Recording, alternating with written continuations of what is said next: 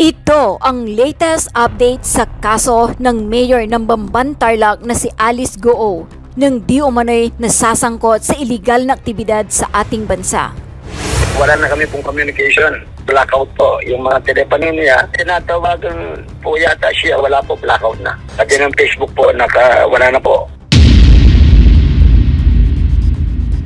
Dating presidential spokesperson Harry Roque, ibubunyag na ang mga protektor ng illegal na pugo. Sinabi ni Harry Roque nitong Miyerkules na ibubunyag niya ang mga protektor ng Philippine Offshore Gaming Operators o PUGO kapag dumalo siya sa pagdinig ng Senado nitong susunod na linggo. I'm going to unveil a fact on the 29th of July at the Hall of Senate. Ayon kay Harry Roque, nakasalukuyan ngayong nasa Amerika para sa event ni inorganize ng hakbang ng maisug sa Los Angeles, New York at Washington DC. Kailangan daw malaman ng publiko kung sino talaga ang tunay ng may hawak ng kapangyarihan sa pugo sa Pilipinas. I was more than willing to face them without an invitation. I wanted to appear because I thought Chairman Tenko would accuse me of facilitating illegal pugo. But he didn't say that. Ani Roque na nagsilbi sa ilalim ng administrasyon ni dating Pangulong Rodrigo Duterte. However, I believe I know who the real king and queen of pugos are. Dagdag pa niya, matatandaang sa investigasyon ng Senado noong July 10, sinabi ni Philippine Amusement Gaming Corporation Chairman at CEO Alejandro Tenco na tinulungan ni Harry Roque ang isang ni-raid na pugo firm sa Porac, Pampanga na muling mag-apply ng lisensya. Ayon kay Tenco, pinangalanan si Roque bilang pinuno ng legal department ng Lucky South 99 batay sa organizational chart ng pugo firm na isinumite para sa muling aplikasyon ng kanilang lisensya. Ngunit itinanggi ni Roque ang pagiging abogado niya sa kumpanya. Gayunpaman, hindi itinanggi ni Harry Roque na minsan niyang nakilala ang suspendidong mayor ng Bamban Tarlac na si Alice Goo sa bahay ng biyenan ni dating Executive Secretary Vic Rodriguez at nakasama niya ito sa isang rally sa Bulacan. Si Goo na kinwestiyon ang Filipino citizenship ay iniuugnay sa isang illegal na pugo hub na ni-raid ng mga otoridad sa Bamban. Nakatakdang humarap si Roque sa Senate Committee on Women, Children, Family Relations and Gender Equality sa July 29. Gusto rin tanungin ni Harry Roque ng House Joint Committee on Public Order and Safety and Games and Amusement tungkol sa umano'y connection niya sa pugo operations. They want to ruin me. They are suppressing me by linking me to pugo. They invited me to the Senate. Very good. I'll give you a teaser. I will really expose who the protector of pugo is. Ang mariing pahayag ni Attorney Harry Roque. Nilinaw rin ni Roque na wala siyang planong tumakbo sa 2025 midterm elections at ang kanyang mga pambatikos laban sa Administrasyong Marcos ay pagtatanggol daw sa karapatan ng mamamayang Pilipino. Dapat din anyang itigil ang investigasyon ng Senado sa pugo dahil kamakailan lang ay idineklara na ni Pangulong Ferdinand Bongbong Marcos Jr. sa kanyang State of the Nation Address o SONA ang pagbabawal sa lahat ng operasyon ng pugo sa bansa. I don't know what they want because the President has already announced that pugo is now illegal. So the investigation should be over. Ani Roque. It was in aid of legislation to ban pugo, and now that it is banned, I do not know what they still want to unveil. Iginiit ni Harry Roque na hindi siya kamakailan naging abogado ng Lucky South 99. Wala na kami pong communication. Blackout po. Yung mga telepono niya, tinatawagan po yata siya. Wala po, blackout na. Pati ng Facebook po, wala na po. I'd like to ask you because you advised po the suspended mayor to come out, pero do you know po where she is right now? Well, yesterday I was talking with her for more than an hour and she assured me that she's in the Philippines. Of course, I have to believe her, and secondly, I still believe in the capability of the Immigration Bureau. So she just cannot get out of the country without being nabbed or apprehended at the exit points of the Philippines. So I believe she's in the country. Pero when was the last time you saw her in person, attorney? Kasi kasi nga out of the country ako. The last time is before I left. Nag-meeting pa kami noon eh. So But tonight, I'll be coming back to the Philippines. I'll try to contact her personally kung magkita kami. May plano nga po ba siyang sumuko sa mga otoridad as we speak, the last time na nakausap niyo po siya? Yeah, that is always on her priorities, ano? Kasi nga, sabi ko nga, you cannot hide all your life, di ba? You will be wasting, throwing away your life. Kasi imagine mo, ito naman, this is not a penalty. This is just a compulsion by the Senate for a person to testify as a resource person. Once nag-testify naman siya, malilift naman yung warrant eh. So wala naman talagang problema. So the best thing is for her really to show up and help the committee in its investigation. So madali naman talaga to, hindi naman para ikulong ka eh. Yes, attorney, what is your next legal step if ever ayaw talaga niya magpakita? I mean, you've already exhausted the way you've given her advice na lumabas, pero ano po yung next step if sakaling wala talaga? Well, kasi hindi ko rin siya ma-blame kasi nga yung emotional trauma niya tsaka yung fear niya, di ba? Anxiety niya. Hindi ako yung nasa pwesto niya. Pero at any rate, nasa Supreme Court kami. Because we're not questioning the effectiveness, reasonableness kung kailangan pa ba siya sa Senate. Alam mo, meron tayong constitutional guarantee against right against self-incrimination. No person can be compelled to testify against himself or herself. Sa kaso ni Mayor Alice, sa dami ng mga nakaso niya, criminal, civil, etc., cases, AMLA, na pending against her, any question na pwedeng itanong sa kanya sa Senate might incriminate her. Yes. So kung ako ang Senate committee, hindi na ako mag-aaksaya ng panahon para kay isang Mayor Alice kasi nga wala na akong mapipiga dyan. Remember, ang trabaho ng Senate is in aid of legislation, hindi para mag-prosecute, hindi para mag-establish ng evidence. Trabaho ng husgado yan. Hayaan na natin ng korte, anyway, isinangkanan nila yan. Kung ang gusto nila makuha yung expertise niya as a resource person, hindi siya magiging effective, I tell you, because meron siyang right against self-incrimination. She can always invoke. And of course, the senators will not allow themselves to violate the Constitution. Otherwise, mayroong repercussion yan. Hindi pwedeng kahit sino lang i-violate mo yung Constitution. So, ako lang, yun lang ang observation ko dyan. Attorney, no, sinabi po kasi ni Senator Win Gatchalian na hindi naman daw po pala siya homeschool, at naglabas po siya ng ibang mga dokumento proving na galing po siya dito sa Hope Christian College na eskwelahan na pinag-aralan din po sometime ni Senator Gatchalian. Your thoughts on that? Nakita niyo na rin po ba itong nilabas din ng isang pahayagan na class picture na nandoon po medyo sa bandang gitna na batang supposedly kamukha ni Mayor Alice Go? Well, alam mo, ngayon, nowadays, hindi naman tayo lahat naniniwala sa social media publications kasi maraming photoshops dyan. I'm not saying na ito mga ito totoo, pero I'm not saying also that spurious to. Hindi ko rin sinasabing totoo to. So, ang point ko, ang situation ko as a lawyer, if that is your evidence, no, claiming that a person is like this, like that, then you have to present that in court so that, in fairness, art of rule of law, we will be given the opportunity to authenticate or verify these documents, di ba? Yung due execution, yung sources nito. Kasi ako, I'm just wondering on a personal note, ang dami-dami na ng Senate hearing na yan about her personality. Pero, bakit wala man lang lumabas na isang classmate daw niya sa Grace? Sasabihin, kahit man lang sana sa chismis, no, sa mga marites, hindi, kaklase ko yan.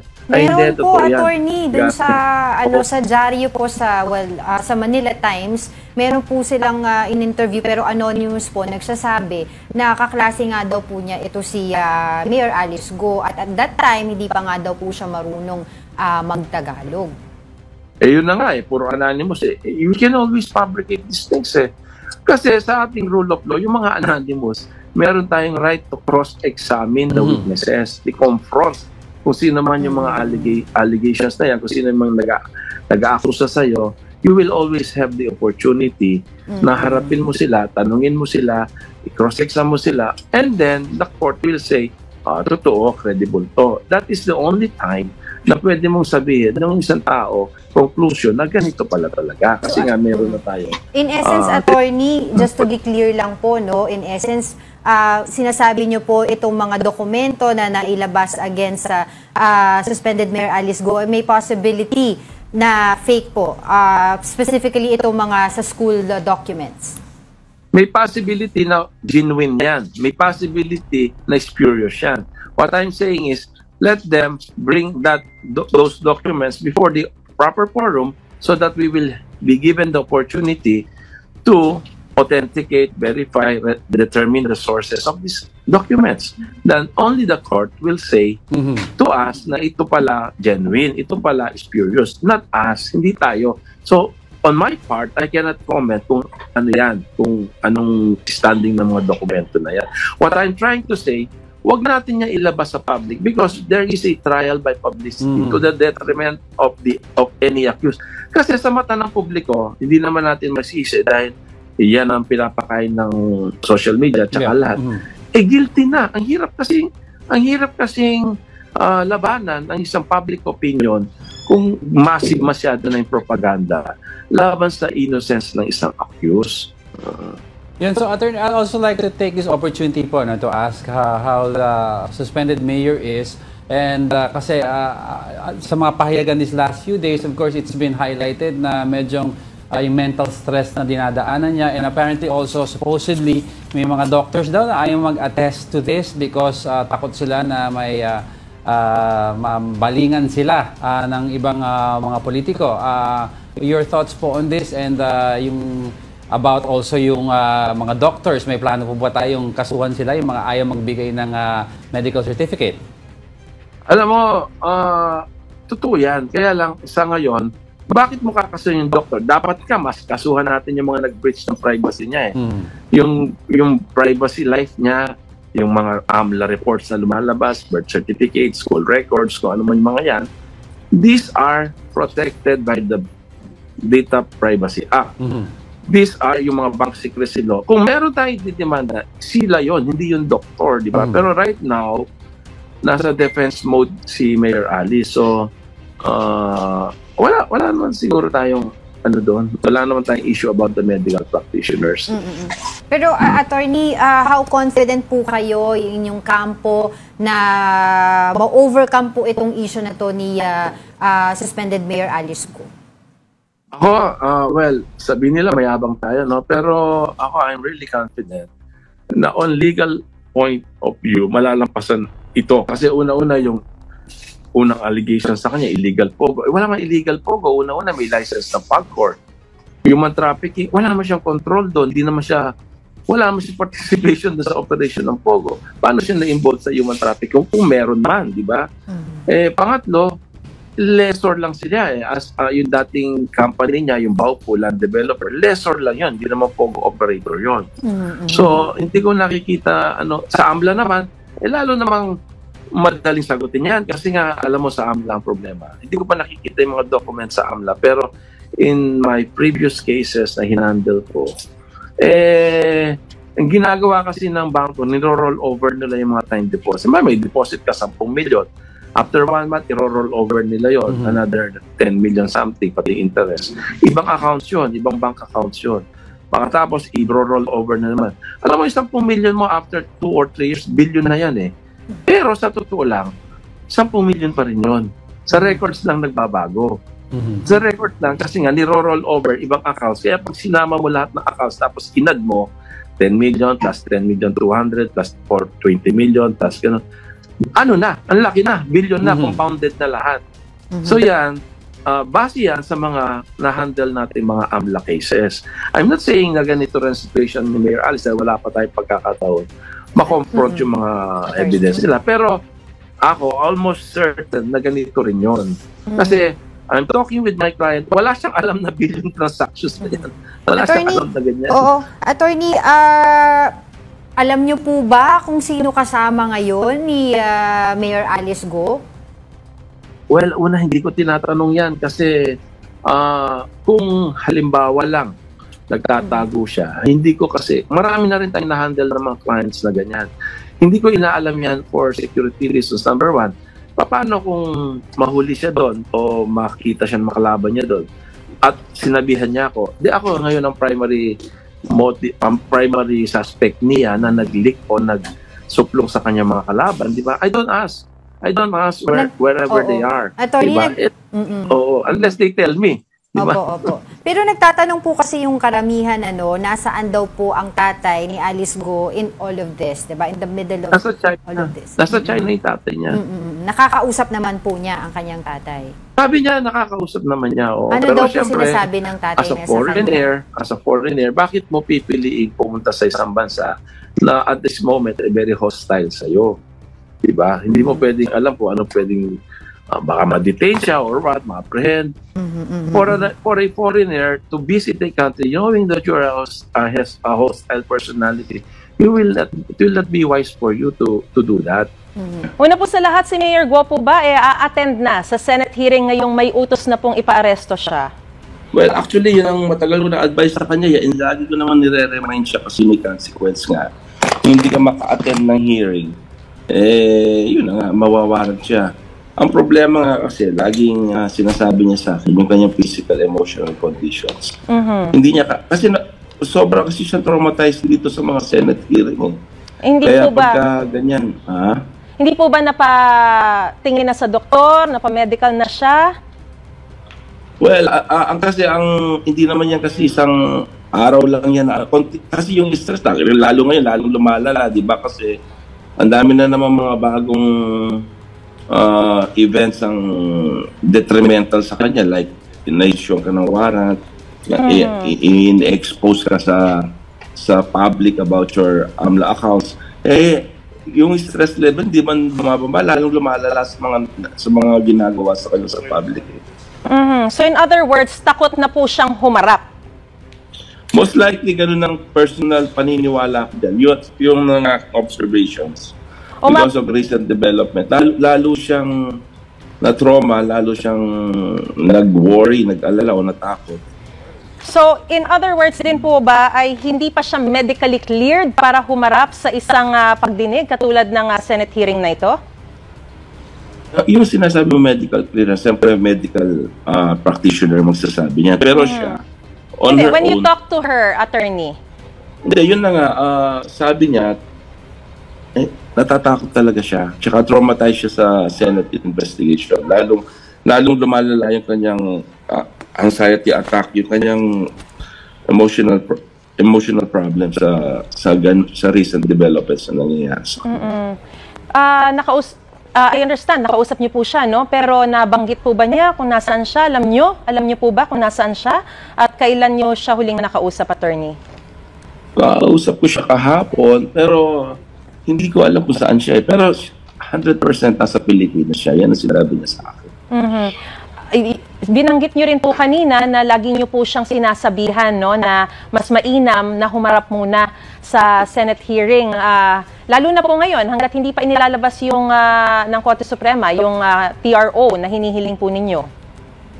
Alam mo kasi, Maris, yung pagtatago, sayang yung buhay pag nagtago ka. Kasi ang problema lang naman dito, kung a-appear siya sa Senate, magsasalita lang siya.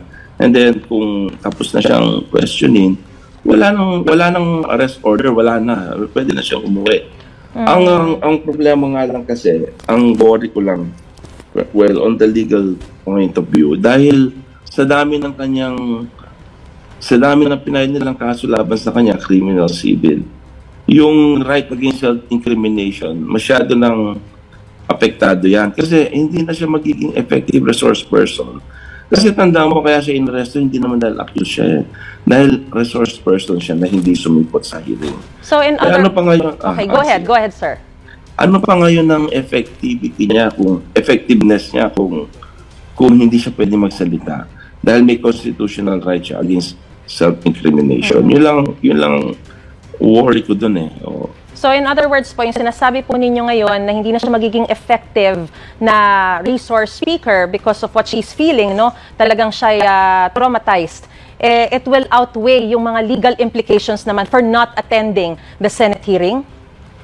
And then sinasabi ko, hindi siya magiging effective kasi any question that may be asked about what she knows, apektado yung kanyang right against self-incrimination. Dahil may mga criminal cases siya sa ombudsman tsaka DOJ. I don't know kung meron pang iba. Pero right now, yun ang na-receive natin yun ang hinaharap natin. So, ang point ko is, kung magsasalita ka, yung right against self-incrimination, anything you say may be used against you in the court of law. So, ano ang pwedeng itanong sa kanya na hindi siya self-incriminate? Yun. Kaya, how can she be an effective resource person with that kind of development? So, ibig sabihin din po, kayo rin po yung nag-a-advise sa kanya na wag na lang umattend. Hindi. Hindi ko pwedeng i-advise yun. Kasi po, sabi nyo, kahit anong sabihin niya, magiging self-incriminating Hindi, kasi I have to advise her kung ano yung effect ng pagsasalita niya, di ba? Legal implication yan Siyempre, kaya nga may lawyer, di ba? Hindi para advise mo siya na violate yung law. Ibibigyan mo siya ng scenario and then you explain kung ano ang pwedeng mangyari, kung ano ang legal implication noon. Okay. Pero ako, kung ako yon, siyempre ako ang advice ko, you attend. Kasi nga, if they ask you a question, you can invoke or you can always invoke your right against self-incrimination. I am not advising that huwag siya mag-attend. Mag-attend ka, pero huwag kang sumagot sa mga incriminating questions. Yan ang sinasabi ko. Kaya sinasabi ko, parang hindi mo ako na-pick up doon. Ang sinasabi ko, kaya hindi siya effective maging resource person. Kasi pag nandun siya, humarap siya doon, tinanong siya, she can always invoke her right against self-incrimination. So how can she help the Senate Committee na balangkas ng batas? Umusad, yung kaso. Kung ganyan na magiging outcome ng inquiry sa kanya. But right now, yun ang sabihin. Right now, as we speak, attorney, ano po ba magiging legal implications naman kung siya ay patuloy na hindi haharap sa Senate hearing bukod po dun sa utos na ipaaresto na siya? Well, kung hindi hahanapin siya, ngayon, pag nahanap siya, idadalhin siya sa Senado at doon tatanungin siya.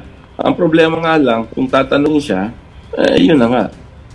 Kasi ito naman, ano naman to pag kagaya ng mga naunang mga Senate investigations, pag natapos na yung kanilang ano ba yung Senate year nila, may tawag sila yung kanilang term, wala na.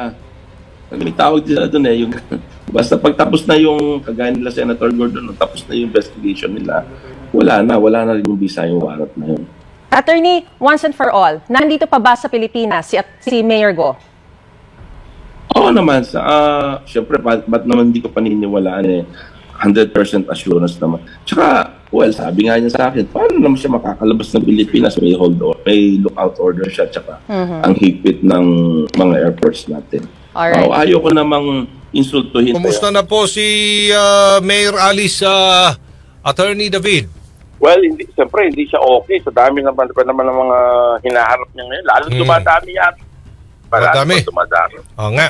So, ito na nga yung mga pinakuling balitang natanggap natin ay hindi pa rin na-aresto ng Senado si Mayor Alice Go at pamilya niya. Oo, dahil wala daw sa kanilang bahay si Go, mga magulang at 3 kapatid na isilbi ng mga opisyal ng Senate Sergeant at Arms, pati na arrest order laban sa kanila dahil sa hindi pagdalo sa mga pagdinig ng Senado. Oho. Ano bang pinakahuling tugon sa inyo ni Mayor Alice?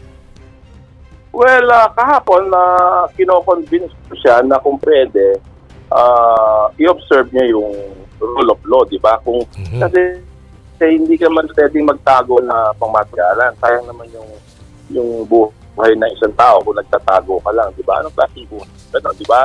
So, anyway, sabi naman, ito naman, kaya kayo na-arresto. Hindi naman para ikulong ka na dahil nagkasala ka, you're still presumed innocent. Wala ka pang hearing sa courts. Kaya lang ito kasi, kaya ka kinukuha dahil gusto ka nila magsalita doon sa Senado. So, kung magsasalita ka, immediately din, kaya din naman nila tip yung warrant mo. So, gano'n lang naman kasi yan Opo. Pero siya nasa Pilipinas pa, tama ho ba? Pati ang kanyang mga kapatid at mga magulang? Gusto ko paniwalaan yan kasi yun naman ang pinangako niya sa akin. Yun naman inassure niya sa akin. Nandito siya Pilipinas first. Dahil, una, sinabi niya sa akin sa tagal na pag-uusap namin, more than 1 oras. Alam nga namang hindi ko mahuli kung pangalawa, naniniwala pa rin ako sa kapasidad, integridad ng Immigration Bureau natin na kung lalabas yung isang tao, malalaman nila, matitrace nila.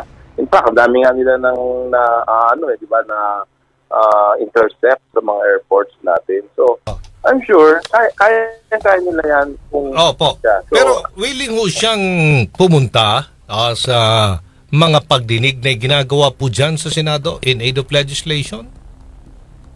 Actually, di ba nag-a-attend naman talaga siya dyan? Ang problema lang kasi, yung trauma na naranasan niya dahil nga una, yung mga cyberbullying, bashing, plus yung mga Senate hearing na yan na yung naging causes ng kanyang pagkakabuli.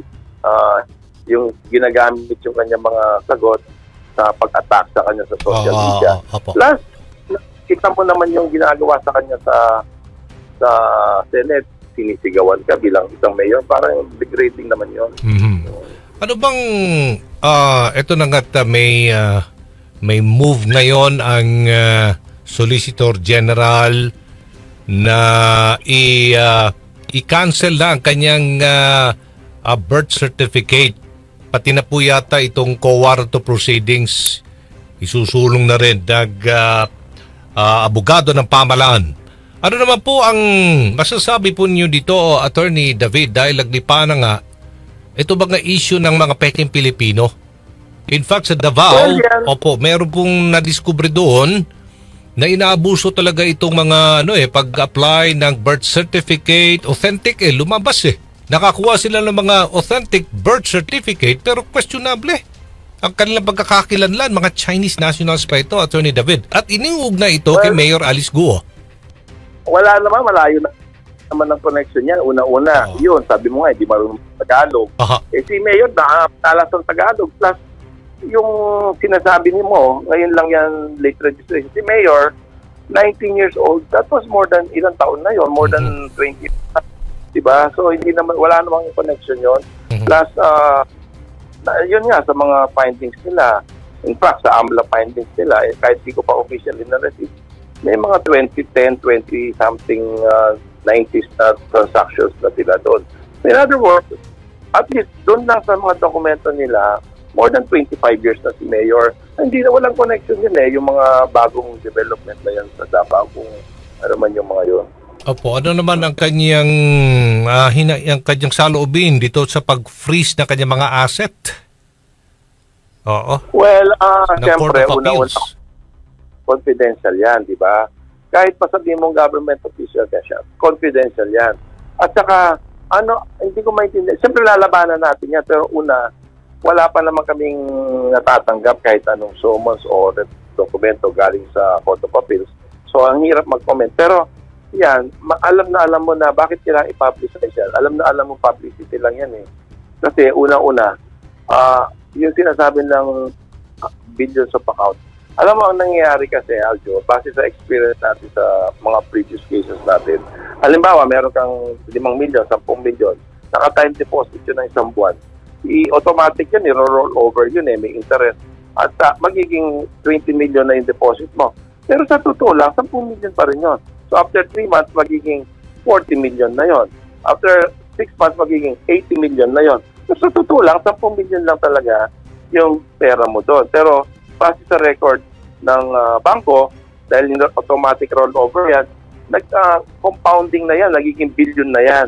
Yan ang experience natin sa mga cases na. Kaya marami sa mga AMLA freezer APO natin, napapalip natin kasi nga, medyo may pagka, hindi naman, pero medyo may misleading yung mga sinasabi nilang billions of accounts na yan. Kasi isang account lang yan, siyempre pag ni-roll over ng bangko yan, ibang accounts na yon, pero yung pera, yun din yun. Ni-roll over lang nila yon. Ganun na nangyayari doon. Kaya, ayan, ang dali naman sagot niya. Kaya lang, ang mahirap lang sa mata ng public, convicted na siya. More than 90% sinasabi, guilty siya. Kahit na wala pa tayo isang araw sa husgado para patunayan natin. Nasagot naman ninyo. Ito pong sagot din ni Senador Sherwin Gatchalian na yung pag-disclose ng information tungkol sa mga bank accounts ni Mayor Alice Guo ay public records na, considering that the Court of Appeals already ordered the freezing nitong assets ni Mayor Alice Guo? I beg to disagree with the good senator. Una-una, maliwanag ang batas about that. Hindi yan public. Kung isa sa publiko yan, mayroong guidelines ang husgado inibibigay. Paano? Kasi una-una, ano ba ang interest ng public dyan? Kahit sabi mo mayor ka. Kasi Aljo, kaibigan, ganito yan eh. Kung merong account ang isang tao sa bangko at sinabi mo yun, dinibulge mo yun, violation ng secrecy yan. Kasi bakit? Ang daming cyber attacks, ang daming hackers, ang daming mawawala yung pera mo. Mawawala yung pera mo pag nalaman ng mga cyber criminals na may pera ka dyan, yung interest ng gobyerno, habulin yung pera. Pero paano kung halimbawa man, totoo na meron ganun, ang dali-dali mo ngayon i-expose sa publiko yan, sa cyber attackers, sa mga criminals. Eto, may pera dito. Ang dali mo ngayong makuha yan dahil alam natin yan, sa ako lang as a lawyer, dami ko na tinutulungan mga bankers na, depositors na nawawala yung pera nila. Minsan nagagamit sa credit card na hindi naman nila ginagamit, mga ganun. Lalo na kung alam na nila yung account number mo, tsaka alam nila yung banko mo, alam nila yung depositor. Kaya yung confidentiality, hindi yan na-waive yan. Unless, kung ilalabas mo ng husgado yan, may reduction yan. Alam mo yung anonymize nila yan yung parang binubura yung mga certain details. Yan, hindi yun. I beg to disagree with the senator. Hindi tama yun, no.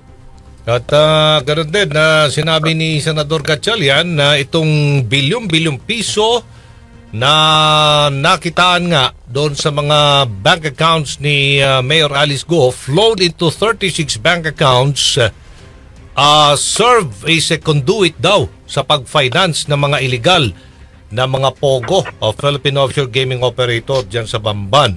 Huge amounts daw ito. Billions of pesos in the span of 3 years. Opo. Okay. Ganito yan. Sasagutin natin in the proper forum kasi ngayon hindi ko pa naintindihan ko po yan. Pero ito lang ano lang to, parang starter lang. 2010 to 2019 wala namang involvement si Mayor sa POGO. Okay. Wala naman siya involvement sa POGO. Developer siya ng lupa noong 2019. Ang ibig ko lang sabihin, paano mo sasabihin yung mga ganyan? Ang POGO, kailan ba nagsimula ang POGO? Kailan ba nagsimula ang negosyo nila? Magbanggain lang natin yan. Kasi doon sa mga audit ng BIR, meron ng 2010, 20, gano'n. So in other words, matagal na yung kanilang legitimate operation ng kanilang embroidery, yung kanilang piggery, yung kanilang pang real estate. Marami na yan, matagal na yan. So, hindi mo na pwede sabihin na 2010 pa lang naggaganyan na hanggang ngayon. Bakit billion-billion? Yun nga, napaliwanag ko sa iyo kanina, ni-roll over yan, automatic yan So, compounded yan. Ang 1 million, ang 20 million mo, pwede maging 2 billion in 2 years kung record sa pag-uusapan. Pero sa totoo yun, pera mo, ganun pa rin yun, 20 million pa rin yun, plus certain interest. Iba kasing account yan pag ni-roll over nila. Alam ng mga bankero yan. Alam ng mga kaibigan natin yan. So, kung gusto lang malaman, madali naman yan. Kaya lang, kung gusto mo lang bulahin yung public, sabi mo lang, billion-billion ang account ni Mayor Alice. Ang daming maniniwala dyan. Kasi nga, ewan ko, sandali sila mapaniwala sa mas magandang mga, ang tawag nila dyan, pang sensationalized issue. Pero kung pag-uusapan ng batas, ang dali-dali mo sagutin yan. Opo, kayo ba din ang abogado ni Nancy Gamo, Attorney David? Hindi ko kilala si Nancy. Ito yung accountant ni nakadetain ngayon sa Senado.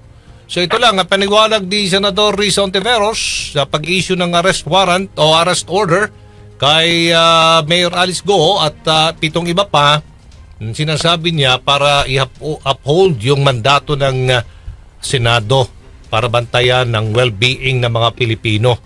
Yung issuance ng arrest order na yan ay parang hakbang lang upang talagang to making Mayor Alice Guo go-whopping accountable to our laws. Yun ang huli niyang pahayag. Reaksyon niya po dyan, Attorney David. Hindi ko nakikita I beg to disagree with the good Senator Risa kasi hindi ko nakikita yung relevance yan. Una-una, kung gusto nila papanagutin si Mayor Alice, meron tayong husgado. Diba? In fact, nag-file na nga sila ng mga cases sa court. Alam mo, ang trabaho ng Senator, hindi naman nila siguro nakakalimutan yun, is in aid of legislation. Magbalangkas sila ng batas para mapigilan itong sinasabi mo mga pagdagsa ng mga fake na birth certificate, human trafficking, national security. Ang trabaho nila, pagbalangkas ng batas. Paano natin mapigilan? Hindi para papanagutin ng kahit sinong tao dahil hindi sila korte. Hindi sila husgado. Ang korte lang ang pwedeng maghusga sa isang tao. Parang usurpation yan kung titingnan mo dahil kung gusto mo papanagutin ng isang tao, pailan mo ng kaso sa court. Hindi mo siya imbitahin sa Senate. Kasi ang nangyayari, pag ganyan, ang Senate, investigator, prosecutor, and judge na hindi dapat kasi meron tayong separation of power. Diba? Ang trabaho ng Senado, Kongreso, ay magbalangkas na batas, mag-appropriate ng mga pondo. Ang trabaho ng husgado ay humusga at atulan kung sino man yung inakausahan. Ganyan ang ating rule of law unless iniiba nila yung ating rule of law. Unless iniiba na nila ang perception sa tao na iba na ngayon ng Senado. Mali yun. Nakakaano naman yun. Nakakalungkot naman na ina-arrogate mo sa sarili mo yung paghusga o pagdesisyon sa kasalanan o sa tawag nito sa guilt or innocent ng isang tao. Mali yun, kapatid na Aljo, mali yun. Hindi dapat gano'n lang ang pananaw ng Senate. Mag-investiga in aid of legislation. Hindi para papanagutin sa batas o hatulan ng isang tao. Trabaho yan ng husgado. Admin Pogo Company na nakabase sa Cavite at Lucky South 99 Outsourcing Incorporated na nakabase naman po sa Pampanga. Mabibigla umano ang sambayanan kung sino ang nasa likod ng iligal na pogo sa Pampanga. Ito ang inihayag ng Presidential Anti-Organized Crime Commission na nagsasagawa na ng malalimang investigasyon sa umano'y ugnayan ng Lucky South 99 sa Porac at Zunyuan Technology sa Bamban, Tarlac. May ongoing investigation tayo na merong links allegedly yung Hongcheng Zunyuan tsaka yung Lucky South 99. Ongoing pa po yan.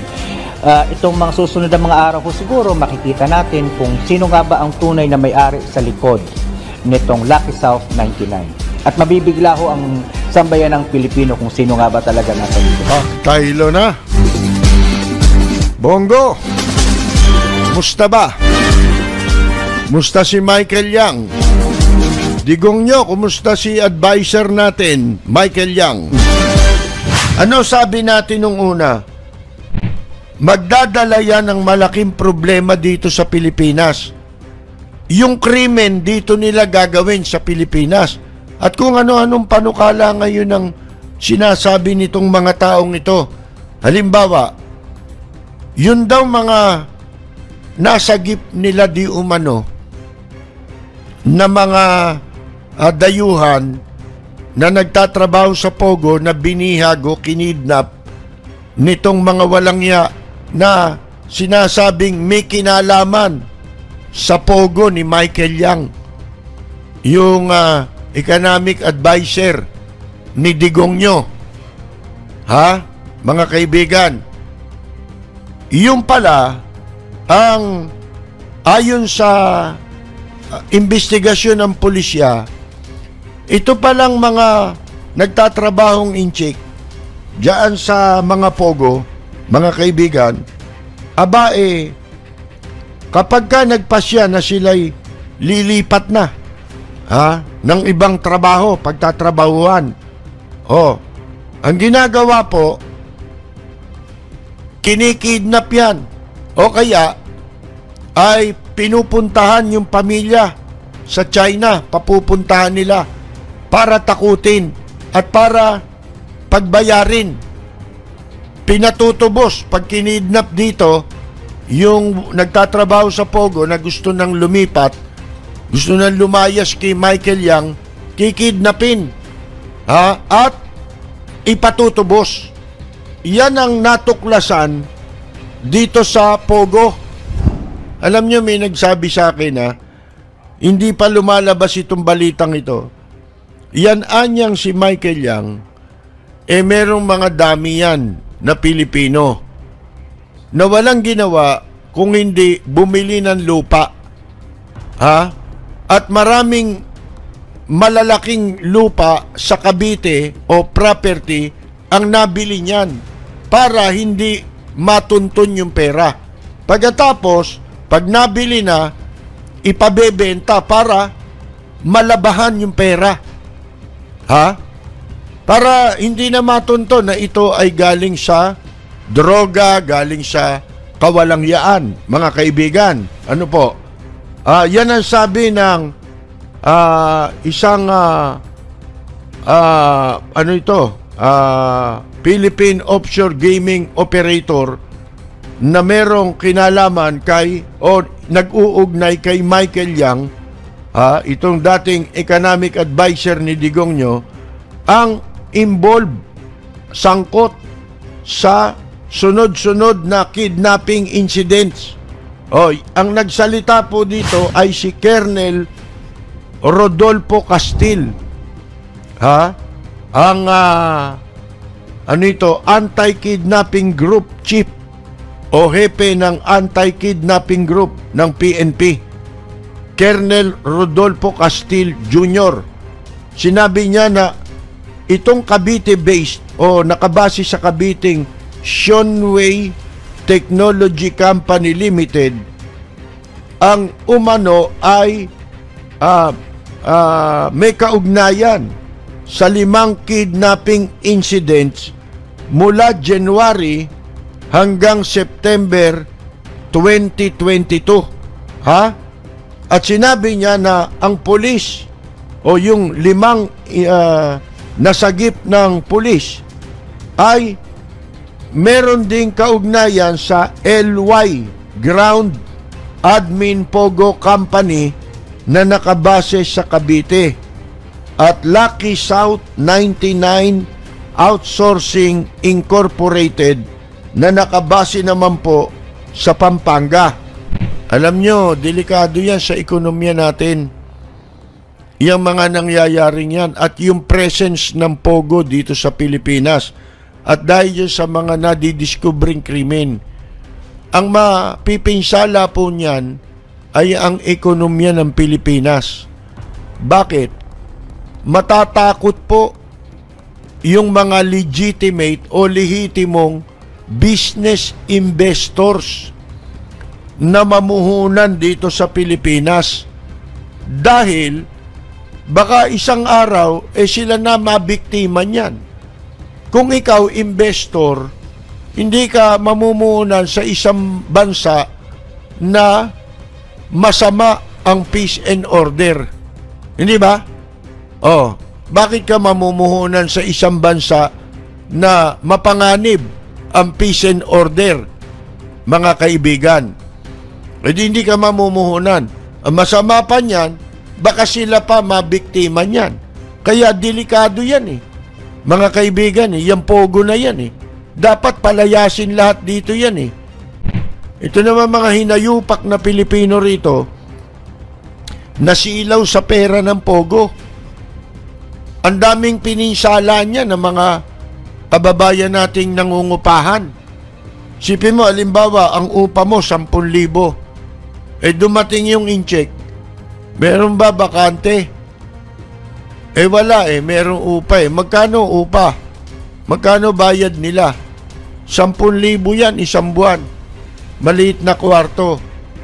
Sa Makati, di ba? Yan yung unang dinenounce yan. Ang unang nag-denounce niyan at na-alarma dyan, yung mayor dyan, si Abby Binay. Dinenounce niya yan several years ago. Pagkatapos na may mga krimen na mangyari at merong mga dumaing sa kanila na mga mamamayan sa Makati. Merong nagtatrabaho sa Makati pero malayo ang inuuwian, kaya ang ginagawa, umuupa ng pansamantala nilang matutuluyan sa Makati. Mga residente ng Makati, marami din. Pinalayas na lang sa kanilang mga inuupahan. Dahil pag dumating yung check, magkano upa dyan? nakatira dyan. 10,000, 20,000, ganyan. 25,000. Ikaw palayas na yan. Ako bayad 3 doble. Na leche na. Ang mangyari, nagtaasan ngayon ng presyo. Kaya sabi ko sa inyo, nung lumindol, merong isang beses lumindol mga 2-3 years ago Dumadaan kami dyan sa mula Macapagal Avenue papuntang Rojas Boulevard. Mga kaibigan, Macapagal, mahaba yan, di ba? Kumanang kami ng EDSA. Tapos kumaliwa kami ng Rojas Boulevard. Magmula yan doon sa may Marina, mga kaibigan. Lumindol nasa sasakyan kami. Nagtaka ako, bakit ang daming tao sa karsada? Nasa gitna ng island at saka nasa gilid ng bangketa. Magkabila, bangketa sa kaliwa, bangketa sa kanan. Both directions, mga kaibigan. At yung gitna ng island, lintik po, ang dami ng inchik. Magmula dun sa Marina hanggang kahabaan ng Rojas Boulevard, lahat ng dinaanan namin, mga inchik na naglabasan sa building. Dahil lahat pala ng building na yan, ang laman yan, puro pogo, mga kaibigan. Hindi ho ba? Ganyan sila karami dito. At sinabi na sa mga pangyayari na karamihan dyan ay miyembro ng People's Liberation Army. Ang tagal na natin sinabi niyan Pagkatapos, yung mga congressman, pinagkakitaan din yan. Pati yung foreign affairs. Sa foreign affairs naman, ang ginagawa ng mga congressman, magre-request sa foreign affairs na utusan yung mission sa China, yung embassy o consulate doon. Pag sinabi mong mission, Philippine mission, yun yung mga embassy at saka konsulado. Susulat si Congressman Valeriano ng 2nd District ng Maynila. Ito, request. Pabigyan ninyo ng visa sa embassy o consulate dun sa China. Pagka sumulat ka sa DFA dun sa kay Teddy Boy Locsin, si Locsin naman, tatawagan, susulatan yung ambassador doon sa China, ambassador ng Pilipinas, para i-request na yung mga taong yun ay issuehan ng Philippine visa, mga kaibigan. So, pagpasok dito, may visa na. Kasi for a while, tinigil nila yung visa upon arrival nung nabuko yung pastillas gang Sino umimbento niyan? Inimbento yan nung panahon ni Aguirre. Nitong mga sangkot dyan sa pastillas gang, yung mga leader niyan, para yaan ang maging kapital nila upang bigyan sila ng kapangyarihan ng commissioner at saka ng Department of Justice para magkaroon sila ng mataas na pwesto. Igagawa namin kayo ng pera. Ito ang scheme. Ipag-uutos ninyo na magkakaroon ng visa upon arrival. Hindi na kailangan kumuha ng visa. Yan ang naging sindikato ng pastillas, mga kaibigan. Di ba? Pagkatapos, nung nabuko na, naimbestigahan na itong pastillas gang, kunyari, pinatigil nila. Ang sumunod naman, yun nga, mga congressman naman, sumusulat. Ito naman mga travel agency, dahil yung hindi sila konektado, halimbawa sa sindikato ng immigration, hindi sila kasali. Ang gagawin yan, lalapit sa isang congressman o kung sinong congressman. Pagkatapos, sasabihin na, sulatan mo si commissioner na ito, i-request mo sa kanya na payagang makapasok dito. So, bago pa lang dumating yung mga inchik dito, nakatimbre na yan sa airport. Titignan yung mga pangalan. Meron ng listahan doon. Magkano ang bayaran dyan? ₱250,000 ang isang ulo. Sabihin mo, meron kang 5 sa isang linggo. Mga kaibigan, magkano yon? Ilang milyon yon? 2.5 million isang linggo. Sa 4 na linggo, 20 katao. Magkano yon? 2.5, 5. Gawin mong doble, 5 million.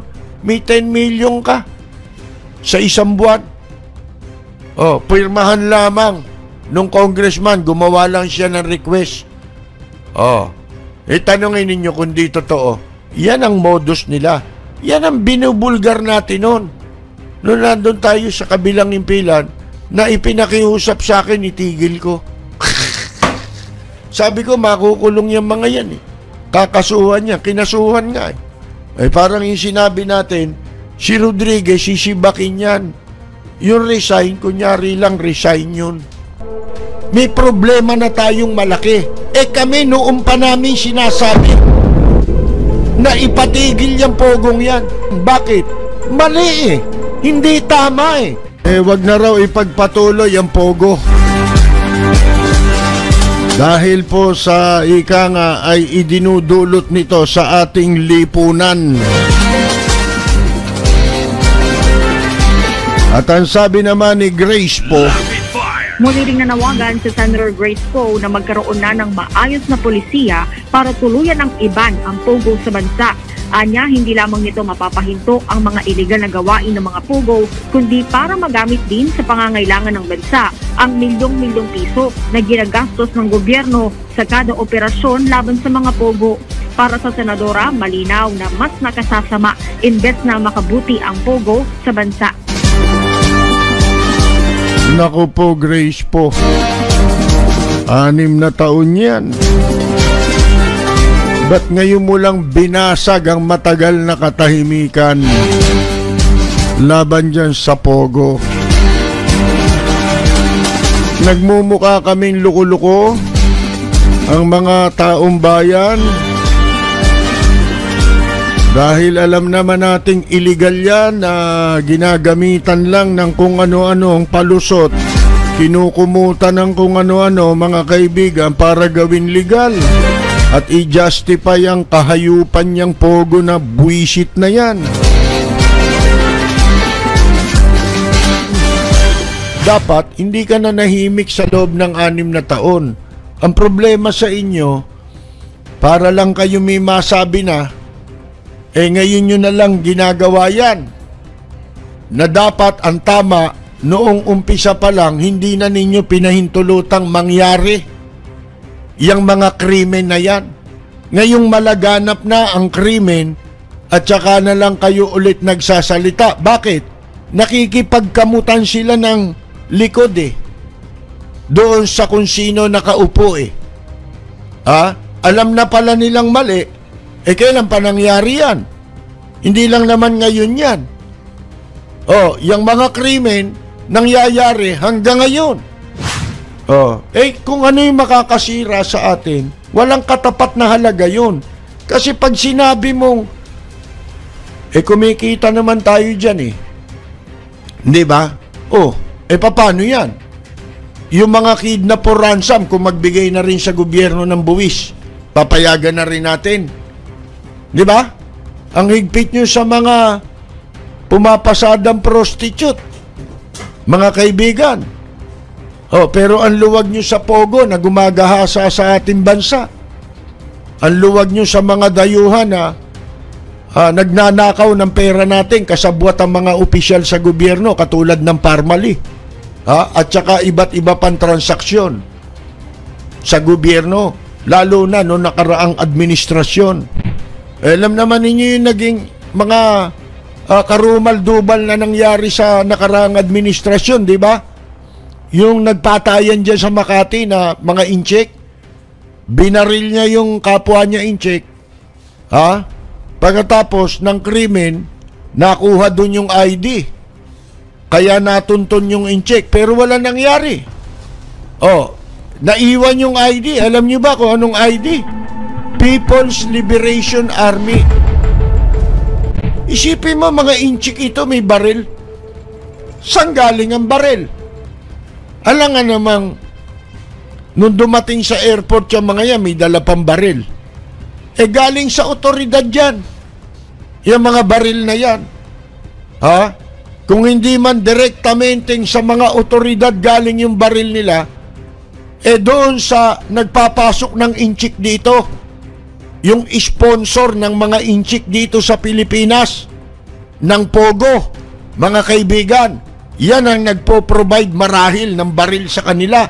Kasi itong mga inchik na ito, may mga security pa Mga otoridad ang karamihan dyan bakit yung mga yan may mga baril? Ngayon, iba na tono ni Grace po. Ngayon mo na lang sinasabi, may problema na tayong malaki. Kami noong pa namin sinasabi na ipatigil yung pogong yan. Mga kaibigan, wala pang pandemic.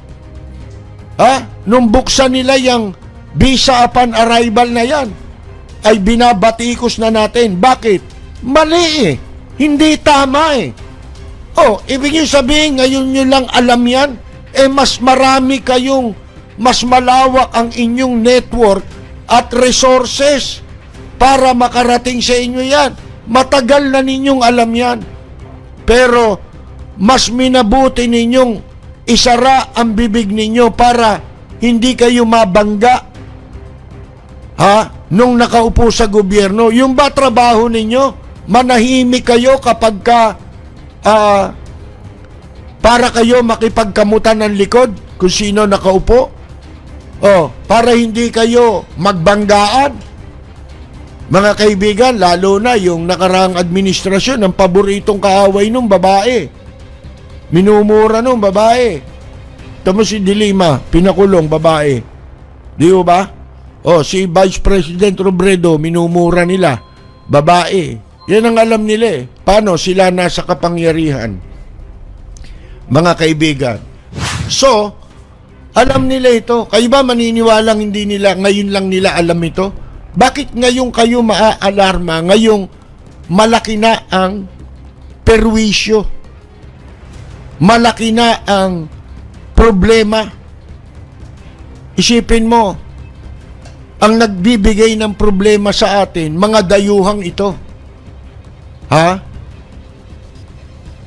Samantalang, ang dapat na unahin itong mga otoridad natin yung pagsugpo sa mga kriminal dito sa Pilipinas.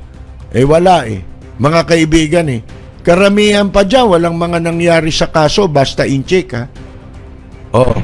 Ano sinasabi ni Grace po? Nananawagan siya sa mga kinauukulang tanggapan ng gobyerno na imbestigahan ang mga sinasabing merong organisadong grupo ng kriminal na ginagamit ang package tour. Eto na. Alam nyo, diyan sa immigration, ang daming sindikato ng travel agency ng mga inchik, mga kaibigan, na nakikipag-transact dyan. Dun sa mga dati nang nakikinig sa atin, ilang taon nang nakararaan, paulit-ulit din nating tinalakay ito. Hindi ho ba? Dahil dyan sa visa upon arrival na yan ng inchik. Yan po, alimbawa, pupunta rito sa Pilipinas, magpapadala na magbibigay ng listahan ang travel agency dyan sa Immigration Commissioner. Ngayon, pag binigay nila ang listahan ng mga papasok na incheck, ibig sabihin nun, itinitimbre na nila At dahil itinitimbre na nila para ito ay bigyan ng commissioner ng utos ang mga nakatalaga sa airport at yung sindikato na hahawak dito. Yun, yung mga nademanda, di ba? Yung mga nasampulan, mga kaibigan, sa Pastillas Gang. Ngayon, ang gagawin ho niyan, ibig sabihin kapag ka binigay mo ang listahan at inaprobahan na ng commissioner, kasunod na nun ang pera. So, pagdating ng mga tao na yon na nakalista ron, tuloy-tuloy na yon ang pasok nun sa airport. Ano gamit nila? Travel agency. Yan yung tinutukoy dyan mga kaibigan Kaya dapat dito sa investigasyon na ito, ipatawag ni Grace po yung mga notorious na travel agency. Hindi naman talaga travel agency. Ano yan? Fixer facilitator para sa pagpasok dito ng mga incheck. At meron po diyang kumikita pati mga congressman.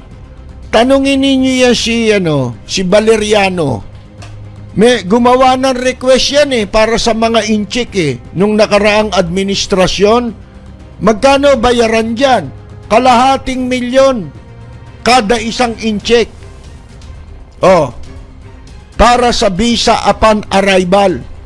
Ibig sabihin, nasa China pa lang, ididigan na rito ng travel agency na ito, papapasukin natin $250,000 ang isang ulo. Kung sa isang linggo makapagpasok ka ng 5 incheck, di may 2.5 million ka isang linggo. Magkano isang buwan yun? 10 million yun isang buwan, mga kaibigan. Yun ay conservative estimation. Kaya dito dapat ipatawag ni Grace po yung mga notorious, kilalang kilala na dyan, sina Betty C, kung sino-sino, mga kaibigan, si Betty Chekwa, yan yung modus May kilala nga ako dyan broadcaster ngayon nakapwesto, hawak nila yan yung mga agency na yan travel agency, kaya limpak-limpak ang kinikita nila sa immigration hindi lamang sa Bureau of Customs tanong mo dapat pag salitain mo dyan si Rapi Tulfo tanong mo sa kanya, baka kilala niya sina Betty Chihuahua, mga kaibigan, at kung sino-sino. Gusto mo, patawag mo rin si Erwin Tulfo, di ba?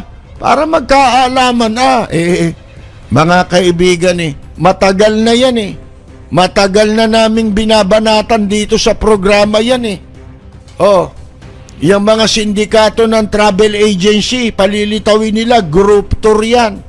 Pero yung puro papel lang yun. Na ang pakay nung pag nakapasok dito, hindi na babalik yun, mga kaibigan.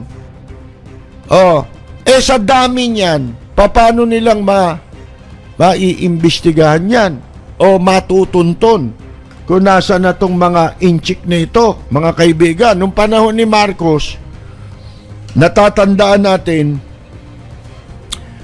pinupuslit ang mga inchik dito. Alam nyo kung saan ang destinasyon? Sa Isabela. Sa mga malalayong probinsya, isa na ang Isabela. Ngayon, pinagtatago na yan doon. Pagkatapos, pag marunong ng magtagalog, at saka yan, luluwas ng Maynila para doon sa mga kamag-anak nila rito. Pagkatapos, tutulungan na nila makapagnegosyo. Iba't iba. Pero nung araw, wala yung visa upon arrival. Dahil nga, restricted nationality yan. Sinisindikato yan talaga ng immigration. Alam na ng pulis yan alam na ng NBI yan mga kaibigan Pero wala Bakit? Alam niyo yung pera eh, pag kumalat yan eh. Ha? Everybody happy. Oh, wala nang pakialaman. Alam din yan ng Department of Justice. Wag na tayo maglokohan dito. Lahat yan may alam yan. Imposible namang bukol-bukol ang ulo nila.